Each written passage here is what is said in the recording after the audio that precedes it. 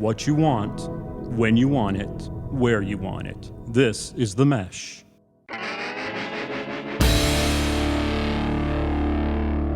I'm with the band, your front row ticket to interviews and jam sessions with up-and-coming artists.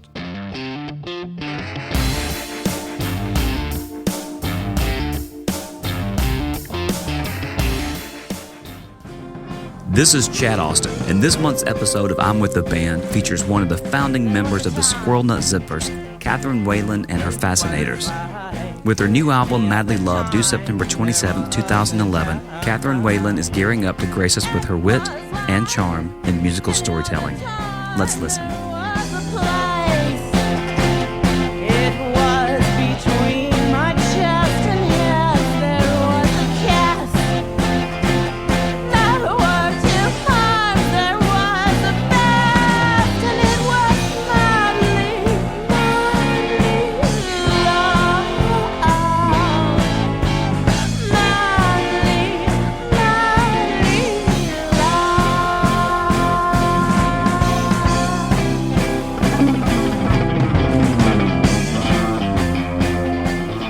Today in the studio, we have Katharine Whalen and the Fascinators, and I'm glad you guys could make it today. Why don't we do introductions around the room? We'll start with Mike 1. Hello, baby. This is the Big Bopper, Mr. William Dawson. Hi, I'm Katharine Whalen. And I'm Brad Porter, Mike 4. Now I seem silly because I made a big joke at the beginning. I was going to say, really cool. And he drives you crazy. Now, you're missing one other member today? Our guitar player, Nathan Golub, couldn't make it on this little tour of Hickory. Do we get to make fun of him because he's not here? Yes, Is there mercilessly. anything that we can start with on making fun of him with? He's very tall. He's very tall is what I was He going likes say. to cuddle on the road. Brad, and because when we're on the road and we have a room, there's two beds. You know, Katharine and I have one bed, and Brad and Nathan have another. And Brad's the little spoon, and Nathan's the big spoon. And I'm his road wife. let's just go straight into the funny this has band already gone in a anecdotes. Well, let's talk about the start of your solo career. Okay. Okay, and I'm talking to Katharine for anybody who can't see. Your first solo album was the Jazz Squad. Yes. Very old school. Yes. Very- Jazz standards. We tried to pick some sort of obscure ones, but So- definitely just jazz standards. Yeah. So why that move in that direction? I know that was the Billie Holiday was a big influence on you. Yeah. That actually was a project really for me to get to be a better singer. I had never sung with a piano. I had only ever sung with a guitar player, and really wanted to explore singing with a piano because there's all these other notes and all this other stuff to work off of. Really, what was the So we just put discrepancies? it's just different. We just put that band together to basically for a little school for me, and made a great record. It's an awesome record. Thank you. I love I'm it. proud of that record. Yeah, it's neat. Yeah. It reminds me of a jazz club I was into in Charleston. Very nice little atmosphere. Yeah. No, the Fascinators were not with you at this time. I did not know these gentlemen at that time. Okay. Yeah, we put that band together. It was some members of the Zippers and some other people too from Chapel Hill area. And we did a bunch of pre-production, so we were really ready when we went in the studio. And That's what I was going to ask you next. yes, So was it live? Basically, it was pretty much live. Wow, Yeah. that's tough. And we did all our pre-production just in a little attic room and got it really tight. Well, it was. It's extremely tight. It's well done. I am proud of that. Well, you should be. We had a very good drummer on that record. Yeah, So Teddy Zaris. He's now a weatherman in Wisconsin. He or always something. wanted to be a weatherman. He did, yeah. well, Fabulous drummer. I am a closet meteorologist. Most Now- humans are, I think. Well, now, where do these guys come from? Well, I met William. He came into the Zippers when we were reformed a few years ago. Went back on the road for about 3 years, and he was our guy that played everything that no one else played. He was piano, he was second guitar, and he was saxophone, sometimes all at the same time in a song. So he'd have all these things hanging off his body and be playing the piano. And that's how we met. And then Brad was William's friend. He'd known. Brad was my friend from Mississippi. I met him when I moved to Mississippi from Amsterdam, and I was at a party the first night I was back in Mississippi, and I met Brad, and I was like, hey, how's it going, man? I just moved back. I'm a musician. Brad was like, cool, man. I'm a drummer. I was like, cool, we should hang out. Can I sleep on your couch tonight? And I said, I said, no. I I don't know you, dude. You're kind of creeping me out. I was like, no, that's cool, man. I'm going to go try and talk to some other people. But we stayed friends for years, and I've actually played with Brad longer than I've played with anybody in my life. And so when I moved up here, Brad was living in Birmingham. I was hounding him really hard for about 2 years to move here, to move to Chapel Hill, to move to North Carolina and play with us. And it finally worked. yeah, we got it. Every time he came up to visit, we were like, hey, look at this great gig we happen to have set up. Why don't you sit in? It's like this all the time. And now he's here. yeah. Thanks a lot. Well, let's go to your second album because it took a completely different turn. Yes, it did. Why did you take that turn? That was just a weird set of circumstances that came together where I was called in to just demo some songs for a producer who was making a record of just with tracks, which is something I had never done. And he liked how I sang and said, why don't you just be the singer for the whole album? And why don't you write some lyrics, which I had never done. I said, okay, I'll try anything once. So when you say you've never written lyrics at that point, Yeah. I hadn't written songs at all. I didn't write any of the Zippers songs. They wrote songs for me. really? Yep. So did you like that process? I did like it. It was neat. It was really cool. I would get a pad of paper and a Sharpie and just sit around, write stuff down. And Is that your process now? Do you write lyrics now constantly? I mean, usually I once somebody gets don't. in there, they start really getting into that process. yeah, I have a different process. I usually start with the music now and then kind of mumble things and come up with some lines. And a lot of times I have an idea what I want the song to be about, and then I just shape it to fit. But Now, do you work off of these gentlemen when you're writing at all? I do think about what they're going to play, and they definitely come in a range, and they come up with all their own parts pretty much. So But she makes Yeah. it very easy on us as musicians. I usually try Already to have a having song that. done when I show it to them, presentable. So Some people can have hang-ups about whether or not you wrote the song or if you're one of the songwriters of the band, but it's so nice when somebody brings a song that's really good to you as a musician. They're like, here's this song we've got. It's great. Do whatever your part's going to be. And you're so free because you don't have to worry about writing the song or, creating something. You can just work on your parts, and it's really pleasant.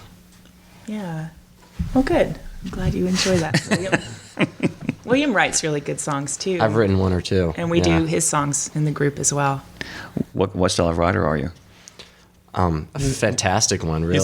He's like the Burt Bacharach of Eflin. I North love Burt Carolina. Bacharach. He's a good He's writer. like, oh, he's the best. And every time I bust out close to you, Brad is just about to.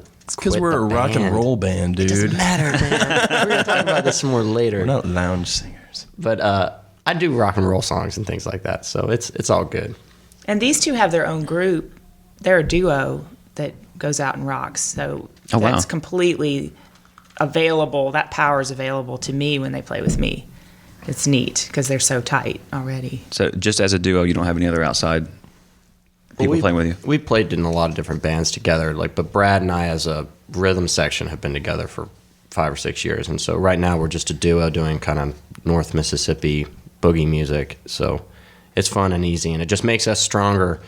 Because as we play together more and more, it makes us stronger when we're behind Katharine. She can just be on top of it, singing and leading us along, and we're really tight, so it's useful. No, when you guys perform live, do you have a set structure with your songs, or do you improvise a little bit from the song structure? Not on purpose. Yeah, we have arrangements that we definitely stick to, if possible. So when somebody strays, does it ever make you really nervous? No, usually someone rushes in to fill the breach, and it usually works out okay. So no turning around going, that wasn't there. Yeah.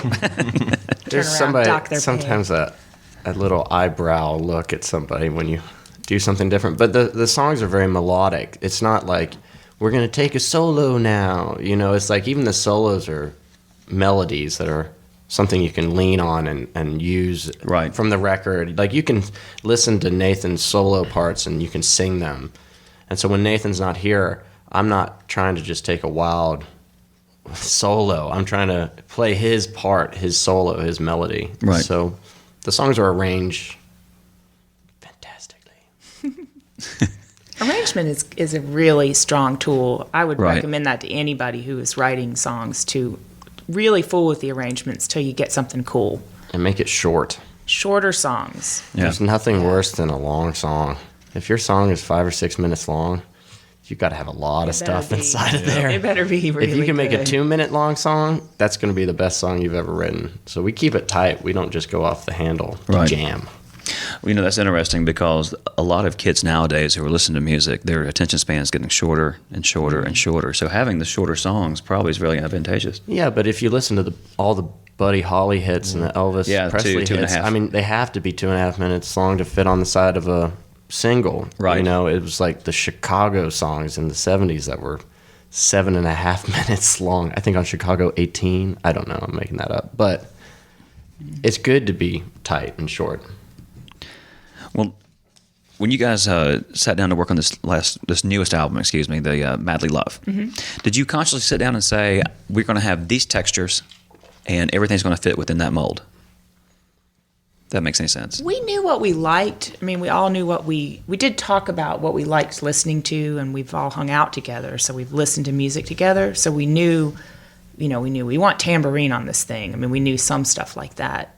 But the studio that we worked in is filled with beautiful equipment. And so you'd go in and you'd say, oh, today I'm going to play this amazing organ, or, this fantastic percussion set, or whatever. And so Where is that studio at? it's called Studio M, and it's in Durham, North Carolina. And The old it's- ceremony studio. Mark There's a- Simonson yeah. owns that studio and runs it, and Tom Canova is his engineer, and he was our co-producer for this. So, we did go in prepared, but it was a lot of just using what was there. You had some ideas as far as sound in general goes, like big marching drum and pulling things from like albums we had been listening to together, Elvis Perkins Yeah. and things like that.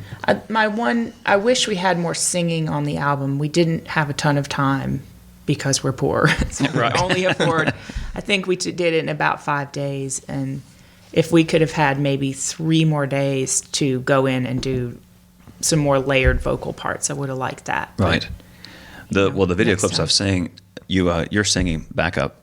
Yes, I sing backup. And Brad has really started singing backup a lot. Brad has a very, very clean, high falsetto voice, which is really useful. No big deal. And chicks really dig drummers who sing. We're going to get him one of those headphone sets like Oh, Phil yeah. Collins. Yeah. Right now he has a mic. It's not that cool, but soon we'll I get one of prefer those. the Garth Brooks model. Oh, yeah, the little one. that comes- Massive. Yeah. Massive. But yeah, it's useful to have people singing live, and when we were making the record, it's nice to have a consistent sound with Sure. just 4 people, because we all know so many musicians and we really love them and love having them play shows with us and play on our records and stuff. But if you start saying, I'm going to call my favorite cello player and my favorite violin player, and we're going to have this guest guitarist, the record can be kind of a big hodgepodge of all your buddies rather than a consistent sound of like Right. 4 people in a room with the same equipment putting out a piece of work. So Well, when the producer comes in, how much change does the songs go through? Do they metamorphosize into something else? I mean, is there a 10% change, 25% change? He's not that kind of producer. He is because he's an engineer, so he's really concerned with getting the sounds. Oh, sure. That's his thing. That's what we needed. I didn't need anyone to come in and say, I knew what I wanted with the Right, songs. Yeah, I didn't need a boot slapper or anything. So he just makes sure you get really good vocal takes. He'll get you to do it again, and if you're singing with another person, sometimes if William and I are singing, he'll say, "Look in each other's eyes while you sing. That it'll be better that way." And he's right. So he's just a smart man and just helpful, really. Well, budget aside, I left my thought away. Radio edit. Damn. leave all that in. That's my favorite part. That's the best part. Radio. Oh, man, where was I going? That's when the coffee just kicked in. Producer, the budget. Shit, I'll come back. Let me write that down. That'll be my buzzword. I know you'll take out my bad words, won't you? Sure. Turn them up. Bastard. We're the kids. Over there. They've never heard that before. Why are you looking at me? Man, you were in the studio. Know something I was going to ask you about being in the studio. I do have a question for you. This might be a sensitive question for you.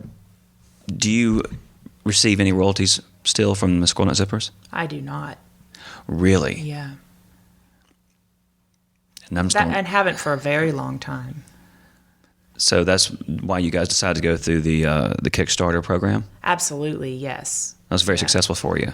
Yes, we made our goal, which was awesome. You didn't just make your goal; you exceeded your goal. I know. That's really neat. I admire that quite a bit. It was a terrifying process. I was very nervous the whole time. Completely terrifying. It was 45 days of terror. Well, but it worked. But yes, no, we haven't. I was touring with the Zippers again several years ago and making money just from my tour income, but we haven't made money off albums with that band in many, many years, decade. So, well, did you back in the heyday? Oh yeah, we made good money.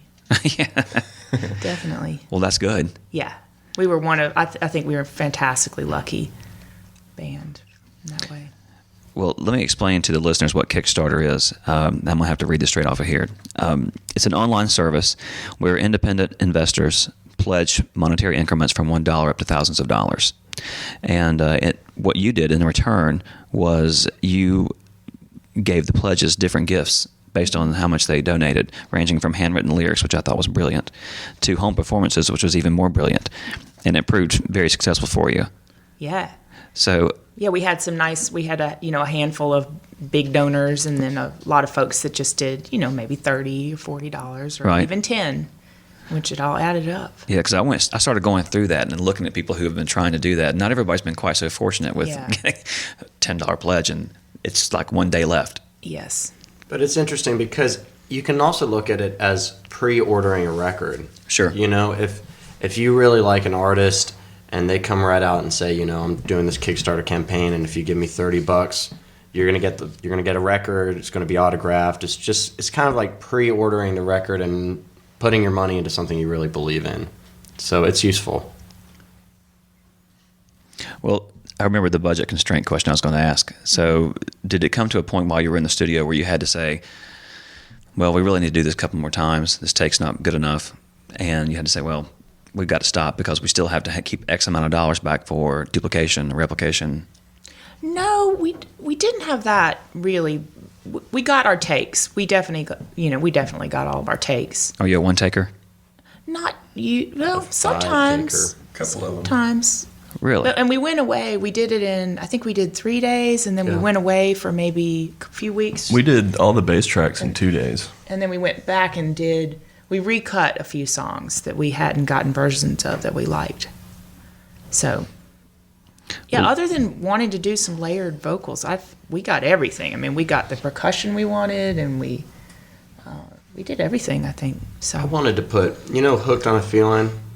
The beginning, I'm hooked on a feeling. At the beginning of that song, they're like, ooka chaka, ooka chaka. Yeah. I had this one part on this song, Elevate, that I wanted to overdub ooka chaka lyrics. And so that's the only hole in the record. Thank God we didn't me. have enough money. Brad was like, for that and harmonica solos. oh, I actually put harmonica on a song, and when Katharine came in and heard it, she wept.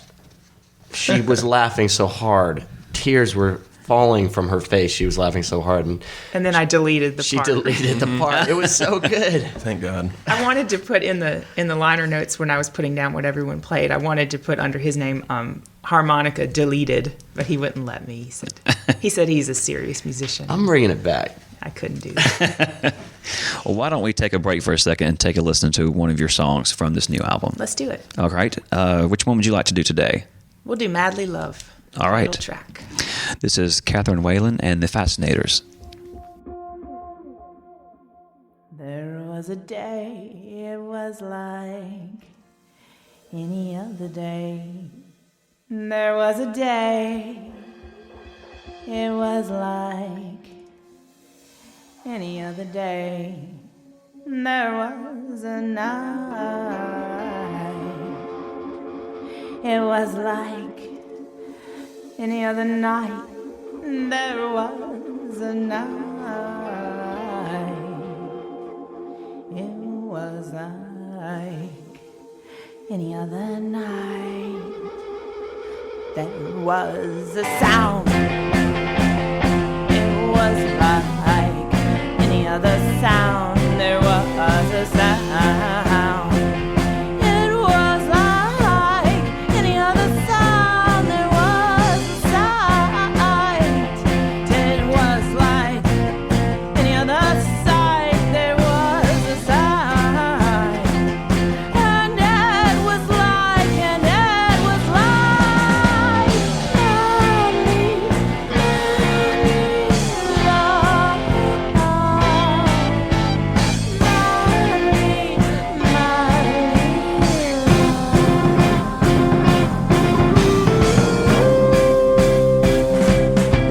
there was a time. We'll get back to your show in a moment. Just a reminder, you're listening to The Mesh, an online media network of shows and programs ranging from business to arts, sports to entertainment, music to community.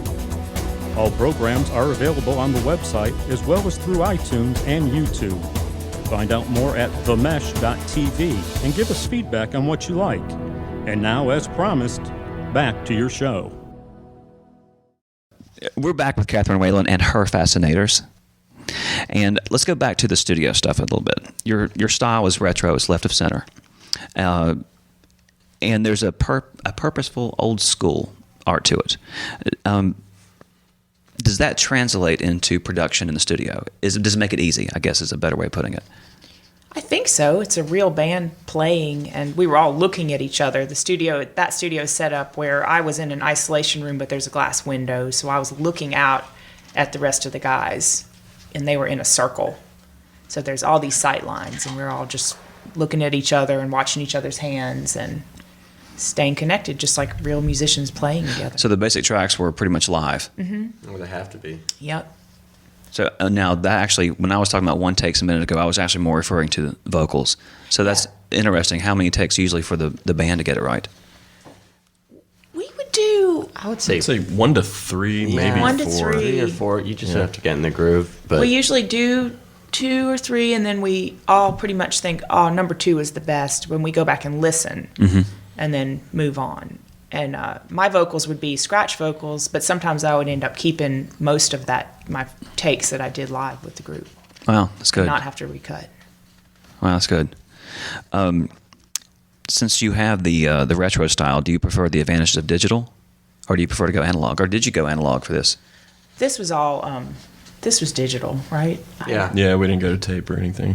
it doesn't matter. I was Tape a recording. sounds good. It sounds good, but I was a recording engineer for years, and it doesn't matter. You know, you can get hung up on is it digital or analog and stuff like that, and it's just arbitrary. Like, you should be more concerned are your songs good? Is your guitar good? Is your amp good?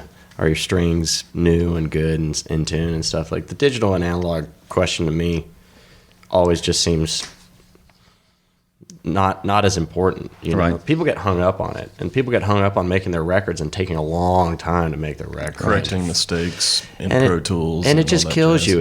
It just kills you inside. You know, you get in a room with people that you practice with, and you have good instruments, and you play, and then it comes out good. It's a very traditional form of recording. I Right. mean, going way back, it's how people used to do it. Just live, completely Singing live. to the can.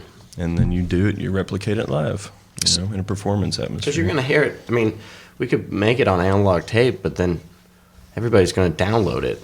You know what I mean? Everybody's going to listen to it through their iPod headphones and stuff like Right, that. yeah. And they're going to listen to it through their car. Or, Yeah, it's more important nowadays that it sound good through computer speakers. Or, That's right, Or literally absolutely. through people's cell phones. Yeah. And if you want to be a contender, it used to be you just needed to sound good on radio, FM Right. radio or AM radio.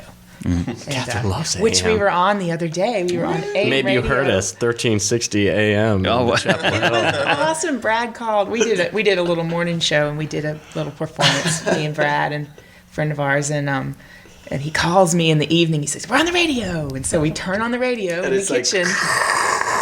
It was great. It was really fun. Well, that's awesome. But, so I guess our point is that we're definitely down with the modern technology because it works and it sounds good. Where were you an engineer? See, there it goes. Hey, William, where were you an engineer at? Whoa, keep that. That was great.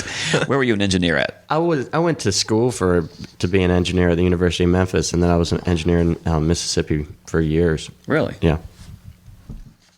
So, any production or just engineering? I produced records, over 150 records. Wow. And played on them and just made it useful. That's why I was able to get jobs being a multi-instrumentalist, because I learned how to play piano and guitar and mandolin, like the weird instruments that sometimes you need on a record and stuff like that. So it's useful. It's just another tool you can have. Well, Katharine, you're a multi-instrumentalist as well. Only of 4-string instruments that are tuned to G. But yet, a niche. I like that. I fill well. I do. What are your instruments? I have an electric tenor guitar that I play for shows, and I have some acoustic tenor guitars, and I have a banjo and some baritone ukuleles. So let's describe to the listening audience the difference between a standard guitar and a tenor guitar. That's good. Well, tenor guitar has 4 strings. I tune mine to an open G, which is more like a banjo, 5-string banjo tuning. There is a tuning for tenor guitars, which I've never learned. It's a mystery. It's a mystery to me, but yeah. And so I can make all the chord patterns that I need to. I always played that with the zippers, so I had a lot of jazz chord patterns. I'm embarrassed to say that I am a session guitarist and had never heard of a tenor guitar until just now. Oh wow! Not much of a guitar player, I guess. They were. They're kind of uncommon. They were popular in sort of cowboy bands. They were popular in some of those bands from like the 20s and 30s that had 16 stringed instruments, and then they were popular again in the 60s in folk bands. The Folksmen the New Main Street Singers had a. They had a tenor guitar. Yeah, player. one of the lead singers. They're good. I like them. Yeah. So it's a rhythm instrument, and there was a band leader, Eddie Condon, I think his name was, and he was the band leader of a big band, like a Benny Goodman type band, and he played one. As he led So basically, like 5 people throughout history played it. Nico Case plays one. 6 sometimes. Wasn't he in the Cars? He was in the Cars. Nico Case? Nico Case it was a joke. I met her in a van in Canada on an airport ride from a festival to the airport, and I was like, "Katharine plays tenor guitar too. You guys should get together and hang out." And she was like, "Maybe." No, it hasn't. She has a very deep voice. Did she? She said, "Hello, baby." No, she didn't. No, she said we could have sashes. Or was that your idea? You could have tenor guitar sashes, and you could have a badge. Like beauty contestants. Yeah. I was big on those. I made those for everybody to wear for a while. We did have a lot of sashes for a period. It's really funny when you make your interviewer put one on. They feel very embarrassed.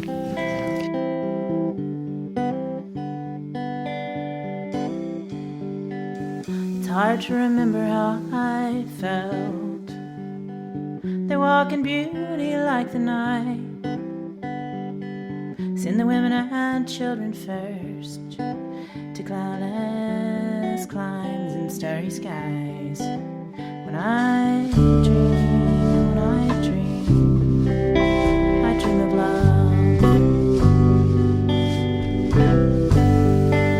You laugh and you cry 'cause you're made that way. My head was in passion, my heart in rhyme. I shook when we parted at the lake that day, and I had something in my eyes. I dream when I dream of love.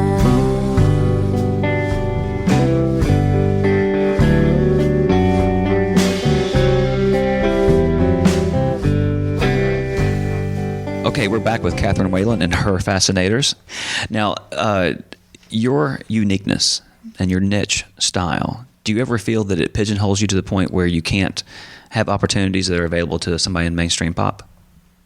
Ooh, I don't think think so. I don't feel pigeonholed because I've definitely, I started in a swing band, and then I was in a country band for a long time, and then I did the jazz thing, and I did the pop thing with the tracks and all that stuff. Right. And now I think I'm doing a different sound than all that. So I don't feel pigeonholed. Are you pigeonholing me? No, and you know what? Actually, when you described it right there, it made me feel that question was very narrow. That wasn't very fair. Well, but fairly, some of that stuff just took place locally at home, and no one ever heard any of it. Right, right. But as far as a national release, I think I'm always going to sound the way I sound because my voice is just the way it is. Right. But I think this is different, certainly, than my first work that people have heard. How are you guys going to distribute your album? We have a distributor, actually. We got one. We were going to release our album in August, and then we have a distributor that's going to help us out. And so we're going to release in September because they're supposedly stocking the stores. Independent record stores is their specialty. Well, and so it won't be in a Target or a Walmart unless there's demand. So, I hope there is if you demand. live somewhere and you can't get to a record store, a regular record store, just call your Target and say, please stock this record. And they'll do it. They really will. I think the people that run the record sections, a lot of times it's a labor of love. Sure. Yeah. Now, Chapel Hill is obviously a hot spot for you guys. Mm-hmm. Are there others that you know of that you, when you guys start touring, you make sure you're going to hit those spots? Charlotte. The Hickory was wonderful. I think Hickory was our biggest crowd, honestly, that we've played to. It was a good one. A wild success. So, and more in Chapel Hill, they're probably sick of us. Totally. It's hard. Yeah, it's hard to show up in Chapel Hill and be like, "Hey guys," they're like, "We know you. You walk on the street every day." And I did so many gigs for free and benefits and stuff all through being in other bands that paid well. That now people kind of will think that I could still do that. It's like, no, I'm actually a waitress now. Oh, no kidding. I'd like to be paid when I come. So. Well, that was a question I was going to ask you, is what you guys are doing outside of this outfit. Yeah, well, because everybody has to do about 3 jobs to survive. So I do wait tables. I do wait tables at lunchtime in Hillsboro, which is a town near us. And then I also make fascinators and headbands and decorate hats and sell those. You make these guys? Yes. Actually, we have had hats from Katharine. Yeah. So fascinators, for people who don't know, maybe didn't catch the royal wedding where they wore a lot of them, are small things you wear on your head. They're sort of smaller than a hat. They're a hair accessory with feathers and ribbons and different things. Fanciful things you wear. And she makes you wear them? All the time. No, I made them a line of summer holiday hats. Nassau hats. This summer, and they wore those around. Let me see. Let's talk about Amy Winehouse for a second. Okay. Well, because I think there's a relative thread right there. Not her bad side, but do you think that she was the neo swing style? Mm-hmm. I would say. I think that's the right category. Now she helped bring back some of that sound. Are you guys ever going to try to pull from that too into your current project now? That question correct? I don't know if I asked that right. I think she was doing. She was really into early R&B and soul, and that was. I've read that she had a fantastic record collection, and just, her sound was an homage to that, and she was very well suited to that. Her voice was perfect for that, and her recording where she used the Dap Kings, which is Sharon Jones's backing band, which is where it's really at. They are a fabulous band. If you ever get to go see them.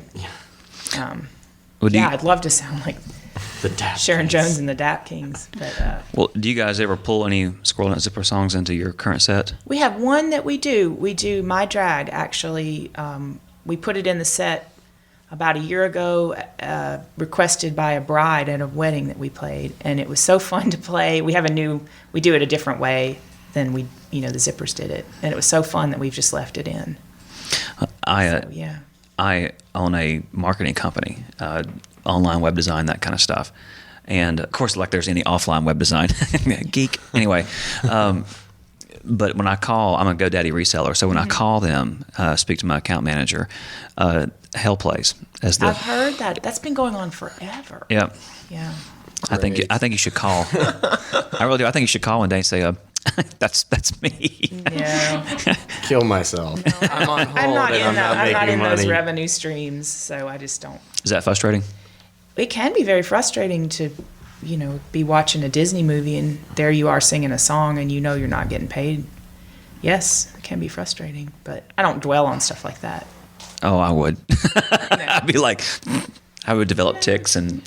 It's not a way to live. It's better just to figure it all. It's all going to come out in the wash. It's better to make new music than rather try and live off of some one little thing you did when you were 15 years ago or something. That would make you a really bitter, weird person. Right. Yeah. That's a good point. How long are you going to support Madly Love? As long as it takes. Forever. No, I think we won't probably necessarily do another full-length album again. I think there's going to be a new way that people put music out.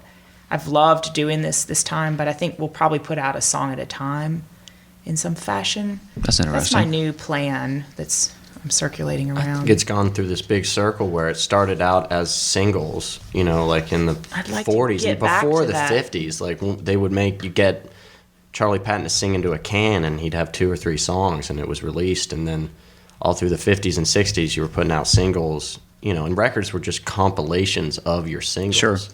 And then in the 70s and the 80s and the 90s with Chicago 1 through 32 and stuff like that, you'd make a record and that was a big deal. But now I think it's gone this whole big circle where people are making singles again. Right. That's what I'd like to do, and then my fantasy is that someone would step in and collect them into a collection. And Well, maybe put you it could step out for into. me. Well, yeah, maybe. Hey, Yeah. pull this out for a second, Chris. I actually started doing that about 3 years ago because we do a lot of cover tunes. We have to. Yeah. Yeah. And I record every song in the studio to make sure I can do it because I'm not that great a singer. And get this full production. We used all these pre-recorded backups. I mean, it sounds huge. It sounds great. It actually makes us a lot more popular than what we deserve. Every song we do, I put online. I call it the Never Ending Album, and you can Nice. download it for free. Yeah. It's called Covering the Nation, and it's I probably got 40 songs in it now. And I took it down to put up our new website, and I've been getting hate mail from it. Cool. So That's it good. works. Yeah. It works. Yeah. That's what I'm thinking of trying to do. Except I know these people and I know where they live. Anyway, okay, you can take that. We can go back in. You were still recording. Well, yeah, but I can chop it up. Make my job. Oh, okay. I don't want me on here. Okay, any music you despise? Ooh. Oh my goodness. I don't want to say. Just fake music, just like I don't know, just I find just auto-tune. fake auto-tune sounds so is bad. hard on my ears. but Yeah, it's really rough. I wouldn't want to say I hated anything. I mean, I figure the person's trying their best. or, Sure. Yeah. So Fake music with no heart or soul and no point to it. But it might not be fake to someone else. So Yeah. Oh, it's we, like so. we can't judge. Yeah. We can't judge. I'm not that. naming names. Stop judging over there. He's Well- thinking names. I'm gonna feud. I'm gonna start a feud. All right. Well, let's do. This is getting to the last part of our little interview here. I appreciate you guys coming out today. We're And when I glad say to do guys, it. I mean androgynously. I know that. That's how I feel right now. Androgynously. Yeah. Hello, baby. This is the word association, phrase association. I'm going to throw out a couple of odds and ends, and you just tell me the first thing that comes to mind. You can do it all together, or you can do it one at a time. Let's do it all together to sound like a mess. See Yeah. what happens. Yeah. Okay, so here's the first. Libya. Rabbit King. Gaddafi. I do have a song called Rabbit King that's about the dictators, all the dictators that people are trying to run off. Right. So, yeah. So Rabbit King. I'm going with Brad. That's the name of the song that I wrote about that. Excellent. I knew that. That's why I put that in there. Oh. Yeah, I had What a this charming interviewer. Lady Gaga. So what? No, I just saw a photograph of her in the New York Times, and she was dressed in menswear, and she looked really cool. She had sideburns. Yeah, That was neat. that's So, her alter ego. Attractive. Yeah. Brad and I have a single coming out called Money Honey, and it's coming out in a week or two. And I looked up on YouTube to see if my video had uploaded for it, and apparently there's a Lady Gaga song called Money Honey. Dang it. I was like, what? That should help with your Well, page just views. change your song to Honey Money. No, it's Money Honey. I ripped this song off of Ry Cooder. I didn't rip it off of Lady Gaga. Yeah.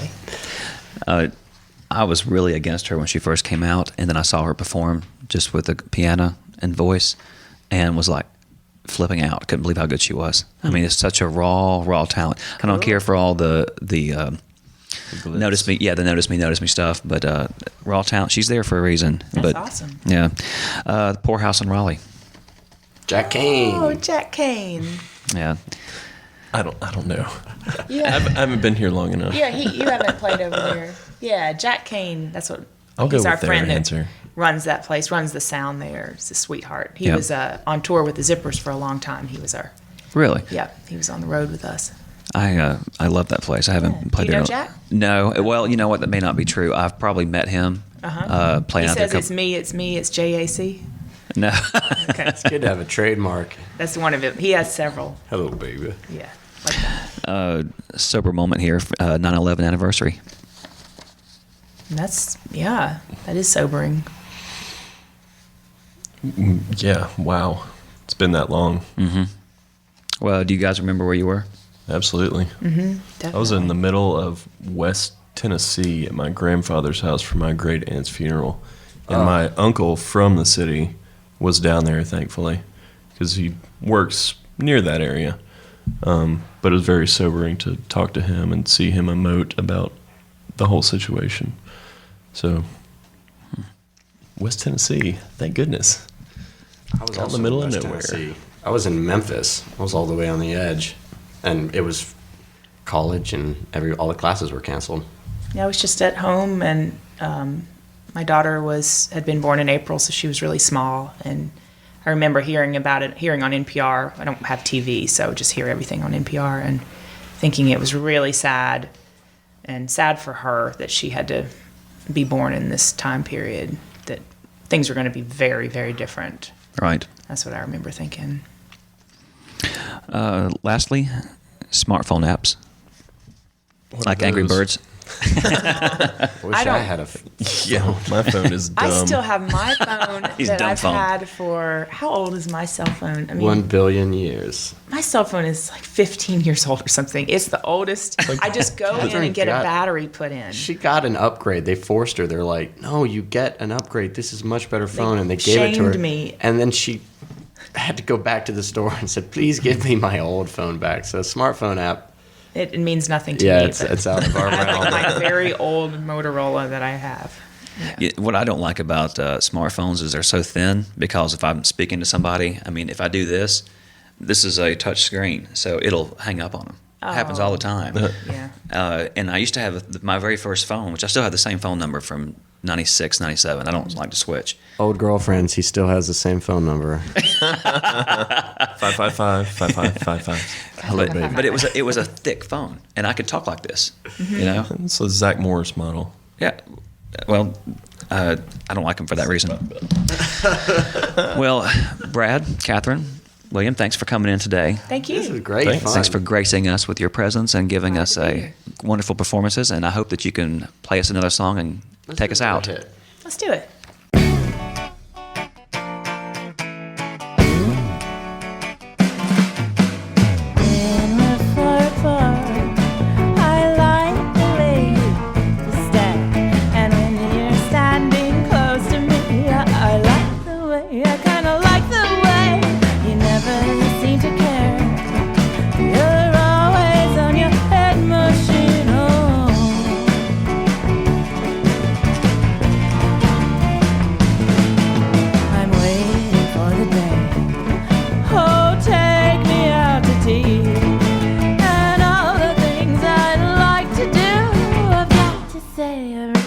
To say it's easy to believe you're never gonna elevate on.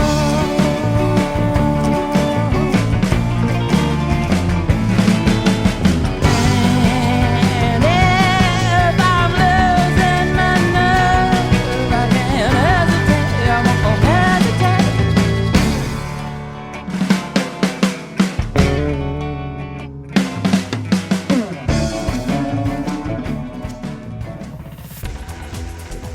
You've been listening to The Mesh, an online media network of shows and programs ranging from business to arts, sports to entertainment, music to community.